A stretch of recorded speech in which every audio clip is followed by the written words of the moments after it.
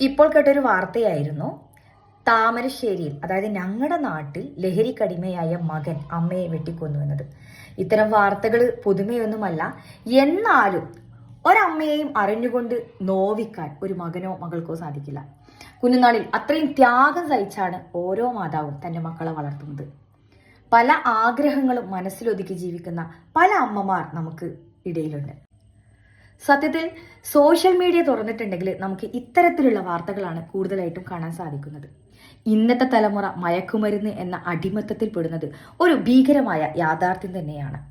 ലഹരികളുടെ ഇരകളാകുന്നവർ സ്വന്തം ജീവിതം മാത്രമല്ല നശിപ്പിക്കുന്നത്, കുടുംബത്തെയും ആ സമൂഹത്തെയും കൂടിയാണ് തകർക്കുന്നത്. ശരിക്കും നമ്മുടെ കുട്ടികളെ ഈ അപകടകരമായ പ്രതിസന്ധിയിൽ നിന്നും രക്ഷപ്പെടുത്തേണ്ടത് ഒരു മാതാവിൻ്റെയോ പിതാവിൻ്റെയോ മാത്രം കടമയല്ല, നമ്മുടെ സമൂഹത്തിന്റെ കൂടെ ഉത്തരവാദിത്തമാണ്.